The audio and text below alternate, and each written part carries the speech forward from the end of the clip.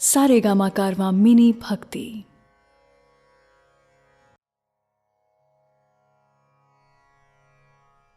भगवत गीता अध्याय 6 आत्म संयम योग।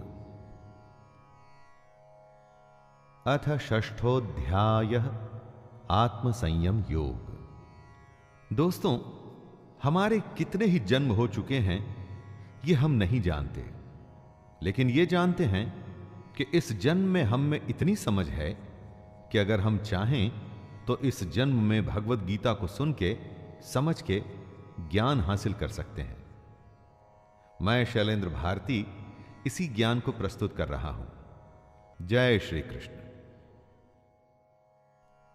श्री भगवानुवाच अनाश्रितः कर्मफलं कार्यं कर्म करोति यः स सन्न्यासी च योगी च न निरग्निर्न चाक्रियः। श्री भगवान कह रहे हैं, जो पुरुष कर्म के फल की इच्छा न करके सिर्फ करने योग्य कर्म करता है, यानी अपने कर्तव्य को निभाता है, वही असली सन्यासी और योगी है। असली सन्यासी या योगी वो नहीं जो दुनिया को छोड़ के ये कहता है कि दुनिया के काम उसके लिए नहीं है। असली योगी वो है जो अपना निर्धारित कर्म, अपना कर्तव्य निभाता है। बस ध्यान इस बात का रखना है दोस्तों कि कर्म के फल की आशा या इच्छा नहीं करनी है। फल की इच्छा करी तो वो स्वार्थ हो जाएगा। फल पर अधिकार नहीं, सिर्फ कर्म पर अधिकार है। यम संन्यासमिते प्राहुर योगम तम विद्धि पांडव न ह्यः संन्यस्त संकल्पो योगी भवति कश्चन। हे अर्जुन, जिसको सन्यास कहते हैं उसी को तू योग जान। सन्यास यानी कि कामनाओं का त्याग। अपनी कामनाओं, इच्छाओं को तो छोड़ना ही पड़ता है, तभी उस सन्यास को योग कहा जाएगा। लेकिन इच्छा को छोड़ देने का मतलब कर्म को छोड़ देना बिल्कुल भी नहीं है दोस्तों। ऐसे सन्यासी योगी नहीं माने जा सकते। कर्म तो करना ही पड़ेगा, चाहे कुछ भी हो जाए। कर्म करते हुए जो त्याग करता है, कर्म के फल में अपना जी नहीं लगाता, उसे ही योगी कहा जा सकता है। आरुरोक्षुर्मनेर्योगं कर्म कारणमुच्यते योगारूढ़स्य तस्यैव शमः कारणमुच्यते। योगी सिर्फ वो ही हो सकता है जो सोचता है, समझता है, मनन करता है। ऐसे मननशील पुरुष के लिए योग की प्राप्ति में यह जरूरी है कि वो निष्काम भाव से कर्म करे। और जब वो योग के रास्ते पर चलने लग जाता है तो सबसे जरूरी होता है सर्व संकल्पों का अभाव, यानी कामनाओं का त्याग। आप में से कई को लग सकता है दोस्तों कि अगर कामना करना ही छोड़ दिया तो फिर जीवन में बचेगा क्या। परंतु सच्चाई यह है कि जब आप कामना करना छोड़ेंगे तभी असली जीवन शुरू होगा। करके तो देखिए, भगवान कृष्ण की बताई हुई इस राह पर चल के देखिए तो आप स्वयं ही समझ जाएंगे कि जीवन क्या है। यदा हिनेन्द्रियार्थेषु न कर्मस्वनुषज्जते सर्वसंकल्प सन्न्यासी योगारूढ़स्तदोच्यते। कृष्ण कहते हैं कि जिस समय में योगी न तो इंद्रियों के भोगों में अपना मन लगाता है और ना ही कर्मों में ही आसक्त होता है, उस समय में जब वो अपनी सारी कामनाओं का त्याग कर देता है, तभी योगी होने की असली अवस्था में पहुंचता है।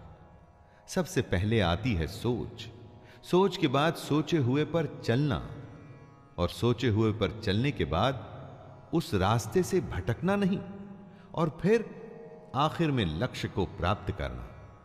पूर्ण योगी बनाने के पूरे रास्ते को कृष्ण ने अर्जुन को समझाया है।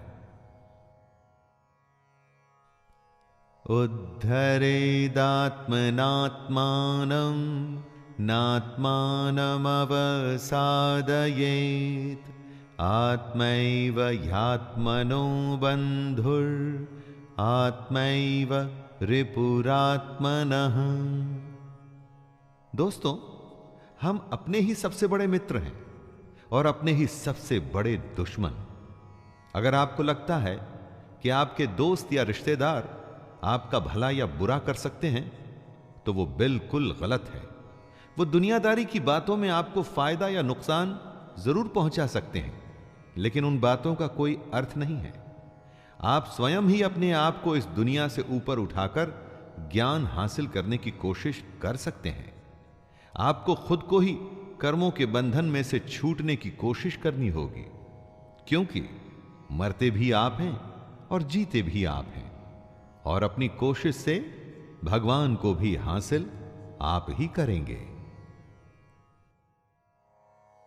बंधुरात्मात्मनस्तस्य येनात्मैवात्मना जितः अनात्मनस्तु शत्रुत्वे वर्तेतात्मैव शत्रुवत्। इस श्लोक में कृष्ण बता रहे हैं कि हम में से कौन अपना खुद का दोस्त और कौन अपना खुद का शत्रु है।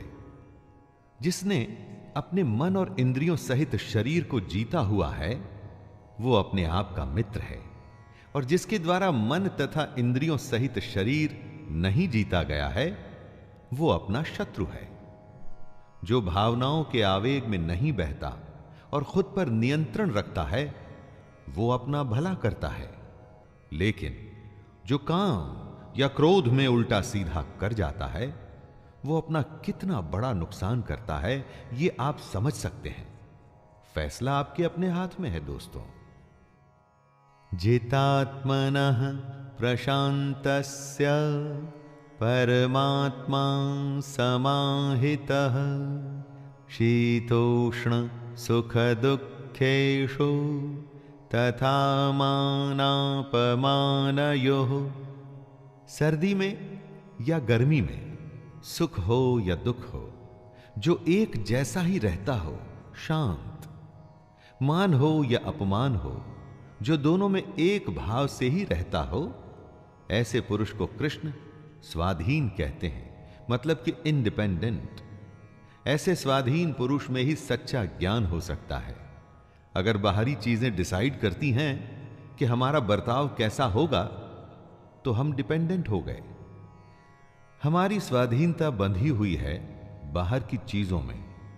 जब हम अपने आप पर नियंत्रण पा लेते हैं तो सब कुछ हमारे अंदर होता है। वो सच्ची आजादी है दोस्तों। परंतु हम में से ज्यादातर लोग गुलाम हैं। बस फर्क इतना ही है कि वो जानते नहीं। ज्ञान विज्ञान तृप्तात्मा कूटस्थो विजितेन्द्रियः युक्त इत्युच्यते योगी समलोष्टाश्मकाञ्चनः। जिसके अंदर ज्ञान और विज्ञान भरा हुआ है, जो किसी कमी को अपने पर हावी नहीं होने देता, जिसकी अपनी इंद्रियां अच्छे से जीती हुई हैं और जिसके लिए मिट्टी, पत्थर और सोना एक समान है, वह योगी युक्त अर्थात भगवत प्राप्त है। असली योगी मिट्टी और सोने को एक जैसा समझता है। लेकिन सोना तो बहुमूल्य होता है, तो सोने को मिट्टी समझना क्या नादानी नहीं है दोस्तों? जी नहीं, सोना बहुमूल्य है, लेकिन इस दुनिया के सुखों के लिए वो सुख जो असल में झूठे हैं, योगी पुरुष इस बात को जान जाता है। सुहृन्मित्रार्युदासीन मध्यस्थ द्वेष्य बंधुषो साधुष्वपि च पापेषु समबुद्धिर्विशिष्यते। योगी की परिभाषा को समझाते हुए कृष्ण कहते हैं, जो सुहृद है, मतलब जो मन से सबका भला चाहता है, जो सबका दोस्त है, जो अपने दुश्मन से, अपना बुरा चाहने वाले का भी अच्छा चाहता है, वही असली योगी है। अच्छे बुरे लोगों में भेद करना हम सबकी आदत होती है, लेकिन क्या सब लोगों को जज कर पाने में आप सक्षम हैं? नहीं। जो योगी होता है ना, वो किसी को जज नहीं करता, वो सबके लिए एक जैसा भाव रखता है। साधु को अच्छा कहना और चोर को बुरा कहना तो आम बात है, वो तो हम सब करते हैं, लेकिन योगी ऐसा नहीं करता।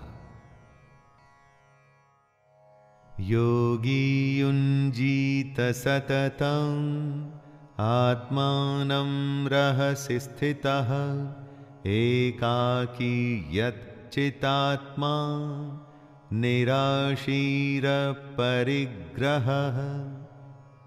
जो अपने मन और इंद्रियों के साथ शरीर को वश में रखता है, जिसने अपने मन में आशा को खत्म कर दिया है और जो कुछ भी संग्रह मतलब कि इकट्ठा नहीं करता, वही योगी है। उसे अकेले ही एकांत स्थान में स्थित होकर आत्मा को निरंतर परमात्मा में लगाना चाहिए, एक्यूमुलेट करना चाहिए। जमा करना हम सबकी आदत है।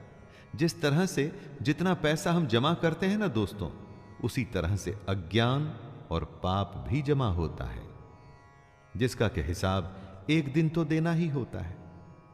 योगी समझदार होता है, वो दुनिया से दूर होकर अकेले में भगवान को याद करता है।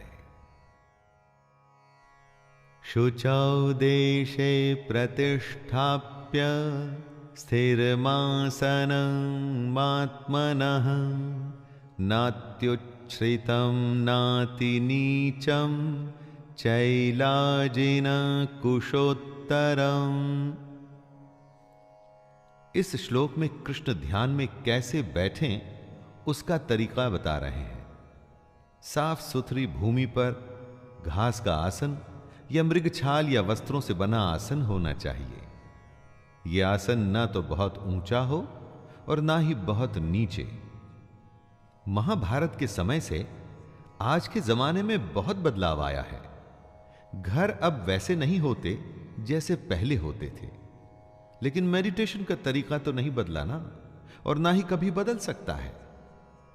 आसान और साधारण होना चाहिए, जगह साफ होनी चाहिए, साथ में आसन ऐसा ना हो जो ऊंचा नीचा या हिल रहा हो, अर्थात स्थिर होना चाहिए। तत्रैकाग्रं मनः कृत्वा यतचित्तेन्द्रियक्रियः उपविश्यासने युञ्ज्यात् योगमात्मविशुद्धये। साफ जमीन पर एक समतल आसन पर बैठ के आप ध्यान कर सकते हैं। ध्यान चाहे ईश्वर का कीजिए या अपने हृदय का। इरादा होना चाहिए कि बाहर की सारी डिस्टर्बेंसेस से आप बच के खुद के अंदर झांकें। दोस्तों, कृष्ण कहते हैं कि आसन पर बैठकर चित्त और इंद्रियों की क्रियाओं को वश में रखते हुए मन को एकाग्र करके अंतःकरण की शुद्धि के लिए योग का अभ्यास करें। मन को एकाग्र चित्त करके और हमारा मन जो हमेशा इधर उधर भागता है उसे नियंत्रण में रखना है। समं काय शिरो ग्रीवं धारयन्नचलं स्थिरः संप्रेक्ष्य नासिकाग्रं स्वं दिशश्चानवलोकयन्। ध्यान में कैसे बैठें, मेडिटेशन कैसे करें, इसी को समझा रहे हैं कृष्ण।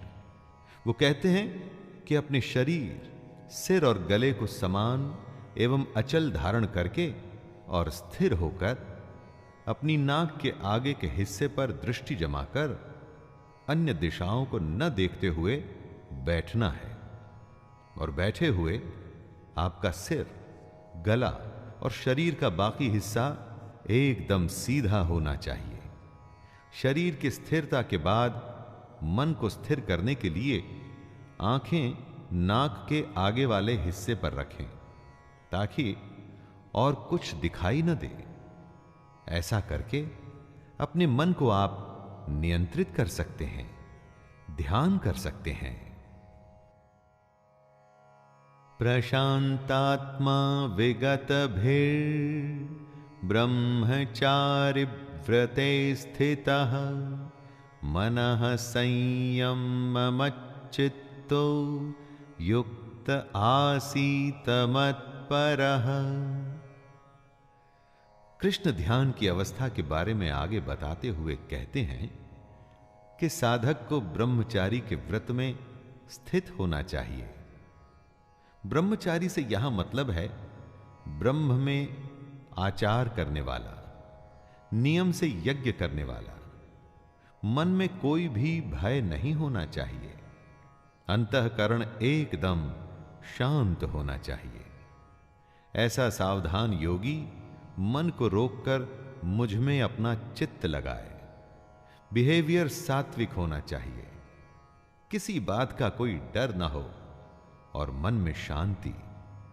यही है योगी की अवस्था। युञ्जन्नेवं सदात्मानं योगी नियतमानसः शांतिं निर्वाण परमां मत्संस्थामधिगच्छति। योगी की ध्यान की अवस्था को और समझाते हुए कृष्ण अर्जुन से कहते हैं, हे अर्जुन, जिसने अपने मन को वश में कर लिया है, ऐसे योगी को अपनी आत्मा में मेरे स्वरूप को ढूंढना चाहिए। ऐसा करता हुआ योगी मुझ में रहने वाली परमानंद की पराकाष्ठा रूप शांति को प्राप्त होता है। दोस्तों, हमारी आत्मा उसी परमात्मा का ही एक अंश है। मन इस सच को हमसे छुपाने की कोशिश करता है। इसीलिए मन को वश में करना एक योगी के लिए बेहद जरूरी है। तभी ध्यान पूरा होगा, साधना पूरी होगी। नात्यश्नतस्तु योगोस्ति न चैकान्तमनश्नतः न चाति स्वप्नशीलस्य जाग्रतो नैव चार्जुन। योग करते तो बहुत हैं, लेकिन कितनों को इसमें सिद्धि मिलती है? और कौन है वो जिनको ये सिद्धि प्राप्त होती है? यही बात कृष्ण बताते हैं। हे अर्जुन, ये योग न तो बहुत ज्यादा खाने वाले का, न एकदम खाने वाले को मिलता है, न बहुत ज्यादा सोने वाले को, न हमेशा जागने वाले को ही। कृष्ण यहां अति की बात कर रहे हैं, चाहे भूख हो या नींद। अति किसी भी वस्तु की अच्छी नहीं है, बेशक वो अधिक की हो या काम की। जितनी आवश्यकता हो उतना ही खाइए, उतना ही सोइए, और तभी योग संभव होगा।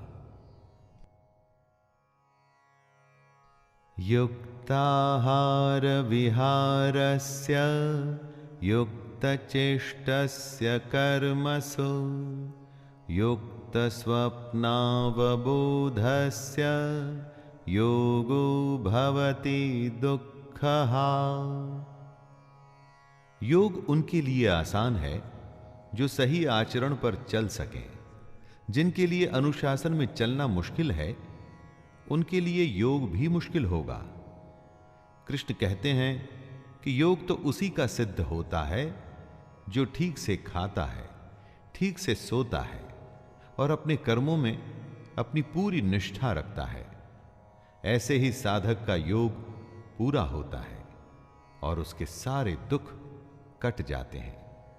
किसी भी एक्टिविटी को आप लीजिए, अगर उस एक्टिविटी में आपको कुछ करना है तो डिसिप्लिन तो दिखाना ही पड़ेगा दोस्तों।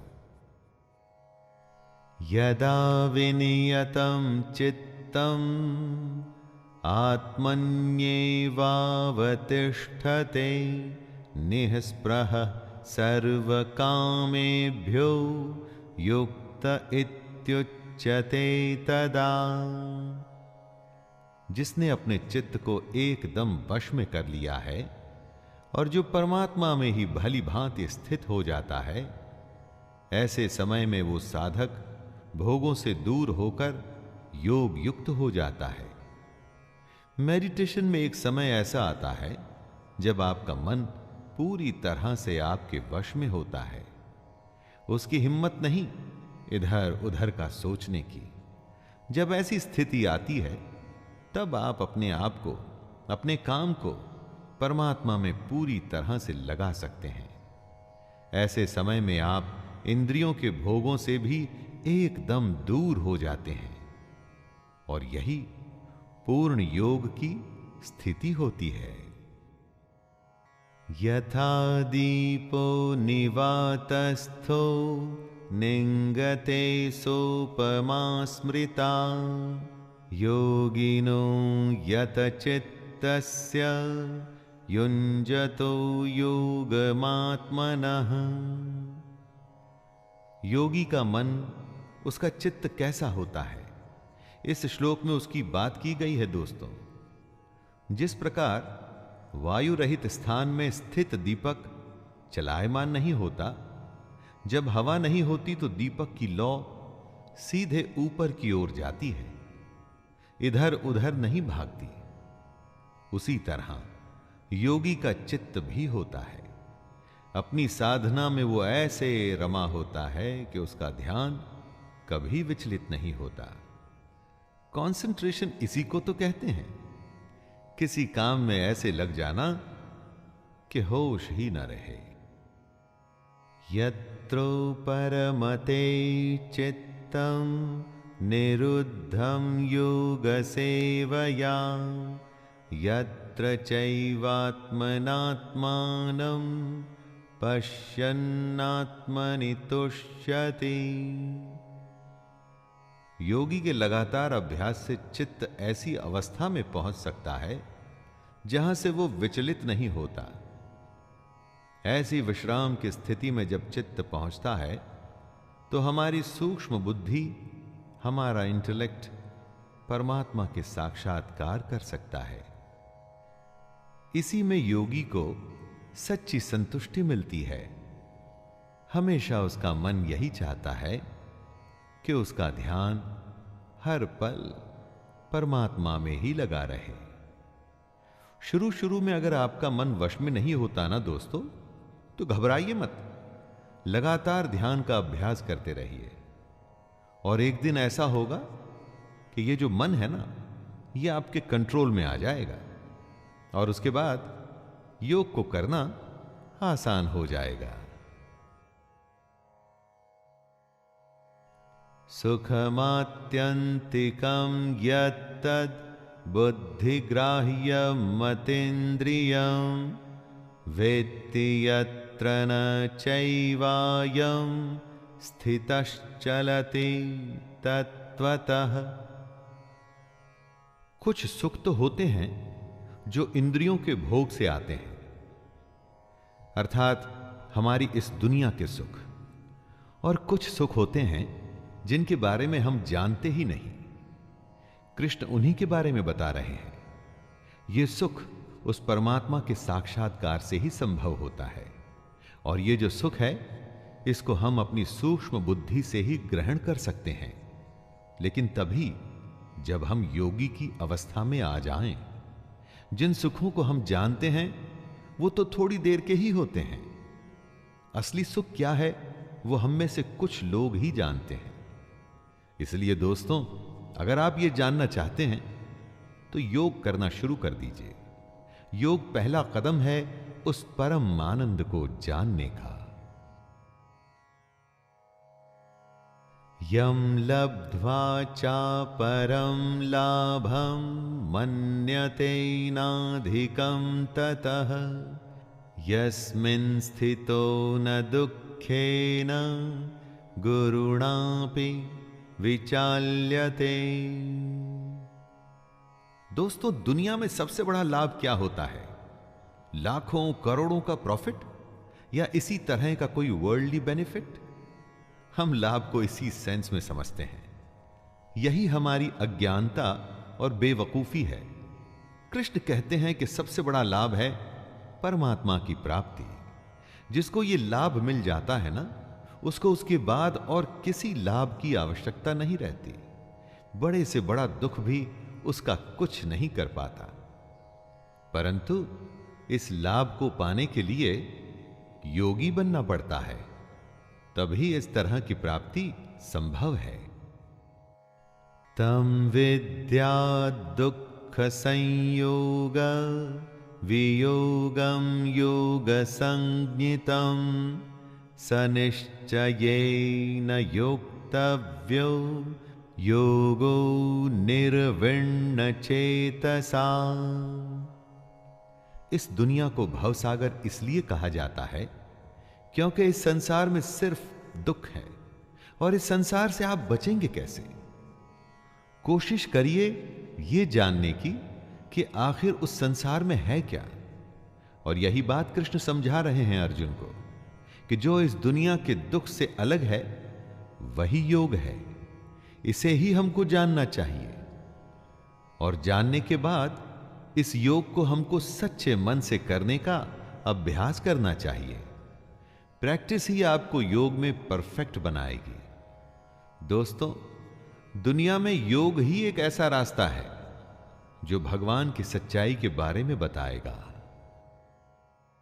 संकल्प प्रभवान कामान् त्यक्त्वा सर्वान् शेषतः मनसैवेन्द्रियग्रामं विनियम्य समन्ततः। किसी वस्तु का मिल जाना होता है संयोग, किसी वस्तु का छूट जाना होता है वियोग। संयोग और वियोग से जो परे है वो है योग। सबसे बड़े सुख की प्राप्ति का नाम है योग। इस दुनिया की इच्छाओं को छोड़कर ही इस योग की स्थिति में आया जा सकता है। और इच्छाएं तभी छूटती हैं जब मन वश में होता है। इसलिए अगर योग की स्थिति में आना है तो लालच, स्वार्थ, दुनिया के छोटे मोटे फायदे, रिश्तेदारी, मोह, सब कुछ छोड़ना पड़ता है। दोस्तों, फैसला आपके हाथ में है। आपको छोटा फायदा चाहिए या सबसे बड़ा फायदा? शनैः शनैरुपरमेद बुद्ध्या धृति ग्रहीतया आत्मसंस्थं मनः कृत्वा न किंचिदपि चिंतयेत। पानी की अपनी कोई पहचान नहीं होती। जिस भी बर्तन में डालिए पानी उसके जैसा ही बन जाता है। लेकिन यही पानी जब लगातार किसी चट्टान पर गिरता रहता है तो अपना असर छोड़ जाता है। इसी को कृष्ण क्रम क्रम अभ्यास बता रहे हैं। धीरे धीरे अपनी प्रैक्टिस करते रहिए और योग की स्थिति को पाने के लिए हर रोज ध्यान करते रहिए, मेडिटेशन में बैठते रहिए। कुछ समय के बाद आप देखेंगे कि इसका नतीजा आपको दिखना शुरू हो गया है। दोस्तों, ये बात योग ही नहीं, जीवन के हर पहलू पर भी लागू होती है। यतो यतो निश्चरति मनश्चंचलमस्थिरं ततस्ततो नियम्यैतद् आत्मन्येव वशं नयेत्। आप जो करना चाहते हैं मन उसमें कभी नहीं लगता, और जो नहीं करना चाहते मन बार बार उसी तरफ भागता है। इसीलिए तो मन को चंचल कहते हैं। दोस्तों, ये कभी रुकता नहीं, परंतु लगातार अभ्यास से इसकी इसी आदत पे आप विजय पा सकते हैं। दुनिया की अलग अलग बातें इसको भगाती हैं, अस्थिर बनाती हैं। आपके अपने संकल्प, अपनी इच्छा शक्ति को दृढ़ करके ध्यान करते हुए इसी मन को वश में करना है। तभी ये मन परमात्मा या जो काम आप करना चाहते हैं उसमें ही लगा रहेगा। प्रशांत मनसं ह्येनं योगिनं सुखमुत्तमं उपैति शांतरजसं ब्रह्मभूतम कल्मषम्। गति चाहे धीमी ही क्यों न हो, लेकिन लगातार अभ्यास के बाद आप पाएंगे कि आप अपने मन को वश में कर सकते हैं। एक बार ऐसा हो गया तो आपका मन शांत हो जाएगा, उसकी चंचलता खत्म हो जाएगी। यह अवस्था ही पहली कड़ी है उस श्रृंखला की जो आपको एक दिन परम आनंद के पास ले जाएगी। परमात्मा के अगर दर्शन करने हैं, सबसे बड़े सुख को अगर फील करना है तो शुरुआत यहीं से करनी होगी। मेडिटेशन को आप गेटवे मान सकते हैं सबसे बड़े सच का। युञ्जन्नेवं सदात्मानं योगी विगत कल्मषः सुखेन ब्रह्म संस्पर्शम् अत्यंतं सुखमश्नुते। जो लगातार खुद को ध्यान में लगाकर अपने मन को वश में करके योगी की स्थिति में आता है, वो सारे पापों से भी दूर हो जाता है। वही योगी पर ब्रह्म परमात्मा के रूप को जान पाता है। यही तो सबसे बड़ा आनंद है। किसी को सोने में, किसी को खाने में, और भी न जाने अनगिनत काम हैं जिससे लोगों को आनंद मिलता है। लेकिन दोस्तों, ये सारे आनंद क्षणिक हैं, कुछ मोमेंट्स में खत्म हो जाने वाले।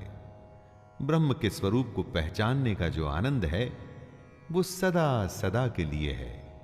वो ऐसा सुख है जो कभी खत्म नहीं होता। सर्वभूतस्थमात्मानं सर्वभूतानि चात्मनि ईक्षते योगयुक्तात्मा सर्वत्र समदर्शनः। हमारे चारों तरफ एक अनंत चेतना है, इन्फिनिट कॉन्शियसनेस। इसी में हमको एक भाव से अपना मन लगाना होता है। जो योगी ऐसा करने में सक्षम हो जाता है, जो सबको समभाव से देखता है, वो अपनी आत्मा को जान जाता है। हमारी आत्मा में सब कुछ है, लेकिन उसे देखने के लिए ज्ञान चाहिए होता है, और यह ज्ञान योग से ही आता है। कॉन्शियसनेस की सबसे बड़ी स्थिति को ही योग कहते हैं, और तभी हम अपने आप को पूरी दुनिया में और पूरी दुनिया को अपने आप में देख पाते हैं। यो मां पश्यति सर्वत्र सर्वं च मयि पश्यति तस्याहं न प्रणश्यामि स च मे न प्रणश्यति। बहुत बड़ा एक सवाल है। आज से हजारों साल पहले भी था, आज भी है और आगे भी रहेगा। दोस्तों, अगर भगवान है तो दिखता क्यों नहीं? जो होता है वो दिखता है, जो नहीं होता वो नहीं दिखता। ऐसा हमारी इस दुनिया की सोच कहती है। विज्ञान अभी स्पिरिचुअलिटी के पास नहीं पहुंच पाया है। जब देखना ही गलत हो तो भगवान दिखेगा कैसे? अरे, उसे देखने के लिए योग की स्थिति में आना पड़ता है। जब आप इस योग की स्थिति में आ जाते हैं, तब कृष्ण आपके लिए अदृश्य नहीं और आप कृष्ण के लिए अदृश्य नहीं। सर्वभूतस्थितं यो मां भजत्येकत्वमास्थितः सर्वथा वर्तमानोऽपि स योगी मयि वर्तते। दोस्तों, इस दुनिया में अनेकता है, परंतु उस भगवान तक जाने के लिए आपको एकता का सहारा लेना है। अपनी सारी फीलिंग्स को एक करके ध्यान लगाना है। इस एक ही भाव में स्थित होकर जो अपना ध्यान मन पे लगा उसे वश में करता है, वही योगी बन पाता है। बहुत सारे विचारों की जरूरत नहीं है, निश्चय से खुद को नियंत्रण में रखना है, तभी बुद्धि एक जगह लगती है, वरना इधर उधर भागती रहती है। कृष्ण कहते हैं, जो ऐसा करते हुए मुझे भजता है, मैं उसे ही प्राप्त होता हूं। आत्मौपम्येन सर्वत्र समं पश्यति योऽर्जुन, सुखं वा यदि वा दुःखं स योगी परमो मतः। हे अर्जुन, जो योगी सुख और दुख को समान ही देखता है, ऐसे सम देखने वाले योगी को परम श्रेष्ठ माना गया है। दोस्तों, जो भेदभाव करे, क्या वो योगी कहलाया जा सकता है? नहीं। जो सबको स्वीकार न करे, क्या वो योगी कहलाया जा सकता है? कभी नहीं। कृष्ण योगी को डिफाइन करते हुए बताते हैं कि योगी तो वो है जो समभाव रखता है, वो सुख और दुख में एक जैसा होता है। भगवान को सिर्फ मंदिर या पूजा पाठ में हम जैसे लोग देखते हैं। वो तो योगी ही होता है जिसे हर वस्तु में भगवान दिखता है। अर्जुन उवाच योऽयं योगस्त्वया प्रोक्तः साम्येन मधुसूदन, एतस्याहं न पश्यामि चञ्चलत्वा स्थितिं स्थिराम्। अर्जुन एक बहुत ही स्वाभाविक सवाल पूछते हैं। यह सवाल हम सबके मन में सबसे पहले आता है। दोस्तों, हे मधुसूदन, जो ये योग आपने समभाव से कहा है, मन के चंचल होने से मैं इसकी नित्य स्थिति को नहीं देखता हूं। अर्जुन कहते हैं कि मन क्योंकि चंचल है, इसलिए वो कभी समभाव में आ ही नहीं पाते। ये कहना तो आसान है कि सुख और दुख को एक जैसा देख के समभाव रखना चाहिए, लेकिन मैं ये जानना चाहता हूं कि इस समभाव को लाएं कैसे। चंचलम ही मनः कृष्ण प्रमाथि बलवृद्धृढम्, तस्याहं निग्रहं मन्ये वायोरिव सुदुष्करम्। हे श्री कृष्ण, ये मन बड़ा चंचल है, दूसरों को दबाता है, बड़ा दृढ़ और बलवान है। मन को वश में करना मैं वायु को रोकने की भांति बहुत ही दुष्कर मानता हूं। क्या वायु को आप रोक पाते हैं? दोस्तों, अर्जुन मन को वश में करने को इतना ही मुश्किल बता रहे हैं और पूछ रहे हैं कि इस बदमाश मन को कैसे कंट्रोल में लाएं। इसीलिए तो कहा जाता है कि मन के हारे हार है और मन के जीते जीत। मन इतना बड़ा है कि हर हार और जीत इसी से जुड़ी है, और अर्जुन इसी सबसे बड़े सवाल से परेशान है। श्री भगवानुवाच असंशयं महाबाहो मनो दुर्निग्रहं चलम्, अभ्यासेन तु कौन्तेय वैराग्येण च गृह्यते। सबसे कठिन प्रश्न का सबसे आसान उत्तर सिर्फ कृष्ण ही दे सकते हैं। श्री भगवान बोले, हे महाबाहो, निसंदेह मन चंचल और कठिनता से वश में होने वाला है, परंतु हे कुंती पुत्र अर्जुन, यह अभ्यास और वैराग्य से वश में होता है। दोस्तों, इस एक सलाह को अगर आप गांठ बांध लें, समझ लें, तो दुनिया की किसी भी मुश्किल को आसानी से झेल जाएंगे, उसे जीत जाएंगे। मन किसी के वश में नहीं आता, लेकिन वो अभ्यास और वैराग्य के वश में आ जाता है। प्रैक्टिस करते रहिए, अपने आप इच्छाओं का दमन हो जाएगा। असंयतात्मना योगो दुष्प्राप इति मे मतिः वश्यात्मना तु यतता शक्यो वाप्तुमुपायतः। कृष्ण कहते हैं कि जिसका मन वश में किया हुआ नहीं है, ऐसे पुरुष के लिए योग प्राप्त करना बेहद मुश्किल है। लेकिन प्रयत्नशील पुरुष अगर लगातार अभ्यास में लगा रहे तो वो योग को प्राप्त कर सकता है। जो कोशिश करने को तैयार है, जिसे मेहनत से परेशानी नहीं, वो कुछ भी हासिल कर सकता है। बस छोड़ना नहीं है, लगे रहना है दोस्तों। सफर लंबा हो या छोटा, पहला कदम तो उठाना ही पड़ेगा। मन को वश में करना भी वो पहला कदम ही है। लेकिन ये पहला कदम इतना बड़ा है कि उसके बाद का सफर कैसे और कब पूरा हो जाएगा, आपको पता ही नहीं चलेगा। अर्जुन उवाच अयति हि श्रद्धयोपेतो योगाच्चलितमानसः अप्राप्य योगसंसिद्धिं कां गतिं कृष्ण गच्छति।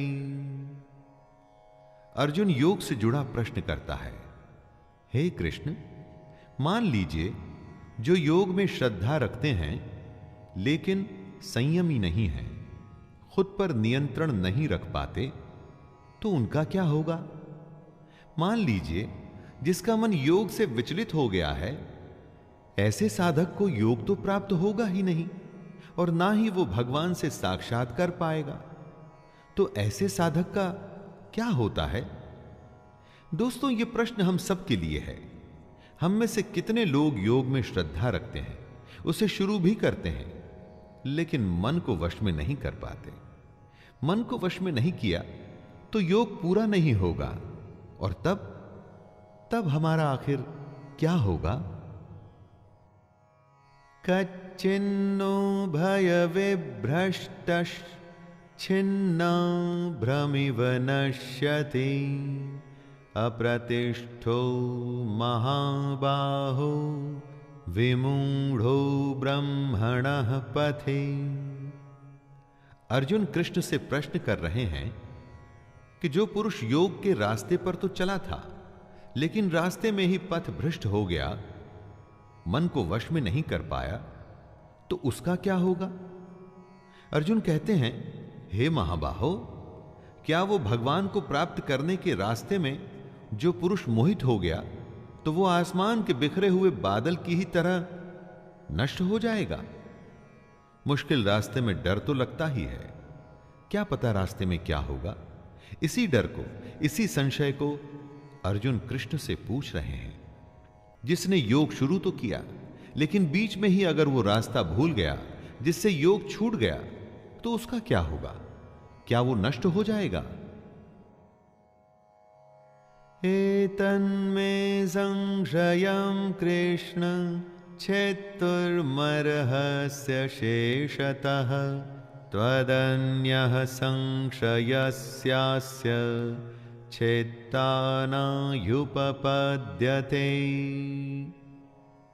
योग से जुड़े अपने प्रश्न को पूरा करते हुए अर्जुन कहते हैं, हे कृष्ण, मेरे इस संशय को सिर्फ आप ही दूर करने योग्य हैं, क्योंकि आपके सिवा दूसरा इसका उत्तर देने वाला मिलना संभव नहीं है।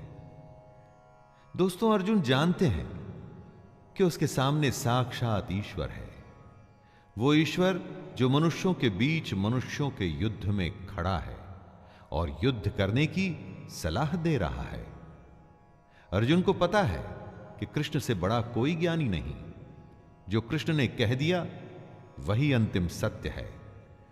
इस प्रश्न में एक तरह से अर्जुन का प्रणाम है कृष्ण को। श्री भगवानुवाच पार्थनैवेह नामुत्र विनाशस्तस्य विद्यते न हि कल्याणकृतः कश्चित् दुर्गतिं तात गच्छति।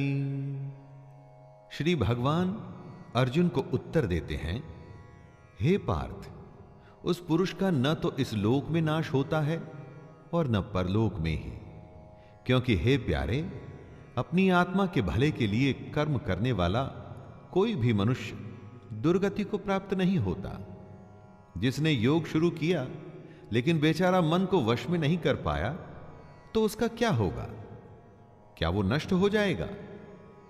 दोस्तों, यही प्रश्न था अर्जुन का, और उत्तर में कृष्ण कहते हैं कि जिसने आत्मा की भलाई का रास्ता चुना है, जो भगवान को जानना चाहता है, उसका कभी नाश नहीं हो सकता।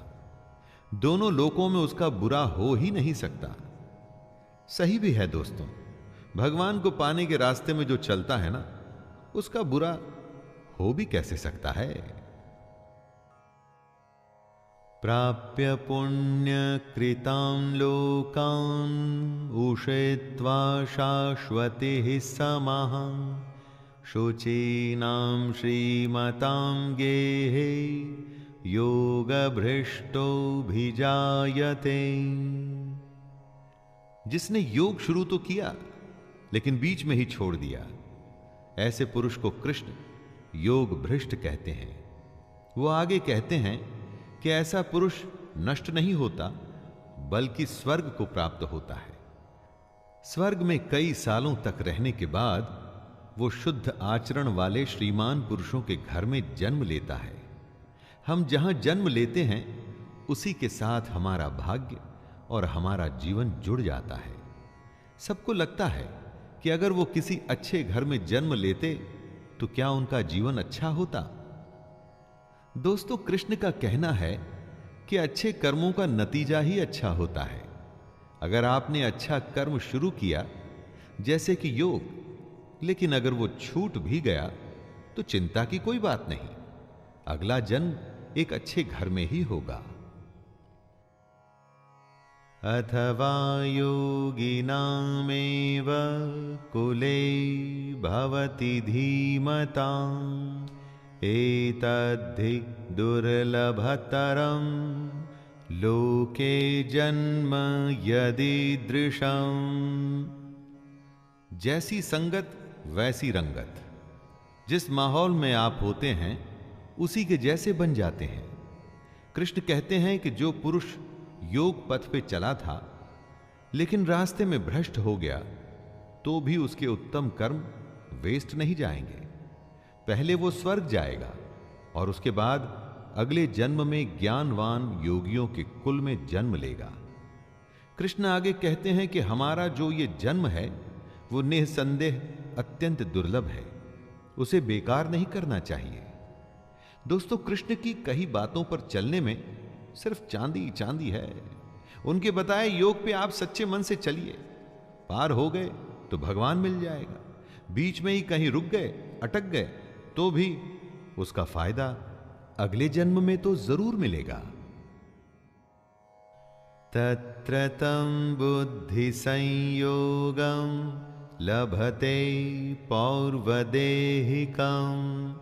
यतते च ततो भूयः संसिद्धौ कुरु नंदन। अगर सच्चे मन से आप योग के रास्ते पर चलते हुए मन को वश में करने की कोशिश कर रहे थे, लेकिन किसी कारण वो अधूरा रह गया, तो घबराने की जरूरत नहीं। आपके संग्रह किए हुए योग के संस्कार खत्म नहीं होंगे। अगले जन्म में भी वो संस्कार आप में रहेंगे और अपना सफर आप उसके आगे से शुरू कर पाएंगे। फिर से जब आप योग शुरू करेंगे तो पिछला अर्जित किया हुआ ज्ञान आपकी बुद्धि में निहित रहेगा, आप में समाया रहेगा। तो फिर फिक्र कैसी? कृष्ण को सुनिए, उसके योग में लग जाइए। ये जन्म भी सुधरेगा और अगला भी। पूर्वाभ्यासेन तेनैव ह्रियते ह्यवशोऽपि सः जिज्ञासुरपि योगस्य शब्दब्रह्माति वर्तते। जिस पुरुष ने पिछले जन्म में योग की प्रैक्टिस की थी, वो अगले जन्म में अपने आप ही योग और भगवान की तरफ आकर्षित होता है। इसे ही पिछले जन्म के संस्कार कहते हैं दोस्तों। वो अगले जन्म में किसी ज्ञानी के घर में ही जन्म लेता है। उसके मन में अपने आप ही ज्ञान की जिज्ञासा रहती है। वो फिर से उस कोशिश में लग जाता है। पिछले जन्म में अधूरी रह गई थी जो बात, उसी बात पे वो फिर से लग जाता है। सीधी सी बात इतनी है दोस्तों कि अगर आप अच्छे काम करेंगे, सच्चे मन से करेंगे, फल में लगाव नहीं रखेंगे, तो आपकी कोई भी कोशिश कभी भी बेकार नहीं जाएगी। उसका असर कभी ना कभी तो दिखेगा ही। इस जन्म में अगर आप हार भी गए तो अगले जन्म में जीत अवश्य होगी। प्रयत्नाद्यतमानस्तु योगी संशुद्ध किल्बिषः अनेक जन्म संसिद्धस् ततो यात परां गतिम्। जो अपने हर जन्म में योग की कोशिश करता रहता है, वो एक दिन परम गति को जरूर प्राप्त होता है। कर्मों के खाते को बैंक बैलेंस की तरह समझिए। अच्छा जमा होता रहता है और बुरा घटता रहता है। हर जन्म के संस्कार इस खाते में जमा हो रहे हैं। कृष्ण कह रहे हैं कि लगातार कोशिश करने वाले को एक न एक दिन उसकी मेहनत का फल मिलता ही है। योग में बीज का नाश नहीं होता। अगर आपने योग में कुछ भी कोशिश की तो उसका फल तो अवश्य ही मिलेगा। तपस्विभ्योऽधिको योगी ज्ञानिभ्योऽपि मतोऽधिकः कर्मेभ्यश्चाधिको योगी तस्माद्योगी भवार्जुन। योगी तपस्वियों से भी श्रेष्ठ होता है। शास्त्र को जानने वालों से भी श्रेष्ठ माना जाता है उसे। जो सकाम काम करता है उनसे भी योगी श्रेष्ठ होता है। कृष्ण कहते हैं, हे अर्जुन, तू योगी हो। दोस्तों, योग और योगी की महिमा का डिस्क्रिप्शन देते हुए कृष्ण कहते हैं कि योगी सबसे बड़ा होता है। कितनी ही कोई तपस्या क्यों न कर ले, शास्त्रों का ज्ञान हासिल क्यों न कर ले, कितने भी सकाम कर्म क्यों न कर ले, लेकिन योगी की बराबरी नहीं कर सकता। कृष्ण चाहते हैं कि अर्जुन योगी बने। दोस्तों, हमें भी योग को समझ उसे अपने जीवन में उतारकर योगी बनने की कोशिश करनी चाहिए। योगिनामपि सर्वेषां मद्गतेनान्तरात्मना श्रद्धावान् भजते यो मां समे युक्ततमो मतः। जितने भी योगी होते हैं ना, उनमें से सबसे श्रद्धावान योगी अपनी आत्मा से मुझको निरंतर भजता है। वह योगी मुझे परम श्रेष्ठ मान्य है। कृष्ण जी ने अपनी प्रेफरेंस बताई है दोस्तों। भजन दिखावे की चीज नहीं होती, इसका प्रदर्शन नहीं करना चाहिए। आपके आसपास के लोगों को शायद ये अच्छा लगे, लेकिन भगवान को बिल्कुल अच्छा नहीं लगता ये सब। यही कृष्ण भी कह रहे हैं। जो अपने अंतःकरण से, अपनी आत्मा से मुझको भजता है, कृष्ण को आपको सिर्फ अपने मन में रखना है। उसकी फोटो गले में टांग के नहीं घूमना, उसका टैटू नहीं करवाना है, उसकी बताई बातों पर चलना है, उसके योग को साधना है। तभी तो आप उसके प्रिय होंगे और तभी आपको वो सारी चीजें प्राप्त होंगी जो आप चाहते हैं। दोस्तों, ये था 6ठा अध्याय। जिसमें कृष्ण ने योग और योगी की विशेषताओं के बारे में बात की, हमें समझाया कि योग क्या होता है, कैसे होता है और अगर शुरू किया जाए तो कैसे कई जन्मों तक चलता है। आइए अब फिर से मुलाकात होगी 7वें अध्याय में। तब तक के लिए मैं शैलेंद्र भारती आपसे आज्ञा लेता हूं। धन्यवाद। जय श्री कृष्ण।